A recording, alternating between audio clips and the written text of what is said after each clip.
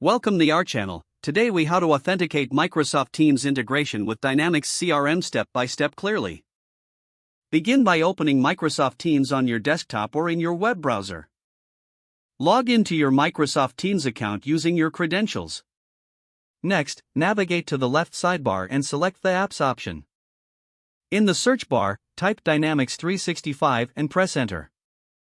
Locate the Dynamics 365 app from the search results and click on it. Select the Add to Teams button to begin the integration process. Once added, you may receive a prompt to sign in to your Dynamics CRM account. Enter your Dynamics CRM credentials in the required fields and click Sign In. If prompted, complete any additional security verification steps, such as multi-factor authentication. After successful login, you will see a confirmation message indicating the integration is complete.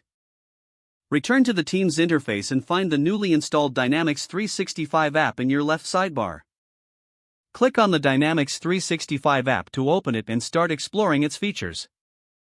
To ensure everything is working properly, navigate through the app to access your CRM data. Check for any notifications or settings that might need your attention. If required, customize the app settings to better suit your workflow preferences. You have now successfully authenticated the integration between Microsoft Teams and Dynamics CRM. Feel free to utilize the features to enhance your collaboration and productivity. If the page does not load, refresh the browser or try again in a private or incognito window. Make sure you are using the correct email address, then retype it carefully to avoid small typos.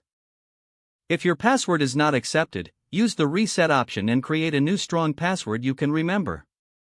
Check your spam folder for verification or security emails, then complete any requested confirmation steps. Enable two-factor authentication if available to improve account security and reduce unauthorized access risk. After signing in, review your profile details so your contact information and settings are accurate and current. If you see an error message, note it down and try again after restarting your device and internet connection. Log out when you finish, especially on shared devices, to keep your account and payment information secure. If the page does not load, refresh the browser or try again in a private or incognito window. Make sure you are using the correct email address, then retype it carefully to avoid small typos. If your password is not accepted, use the reset option and create a new strong password you can remember. Check your spam folder for verification or security emails, then complete any requested confirmation steps. Don't forget to like this video and subscribe to our channel for more step-by-step tech guides.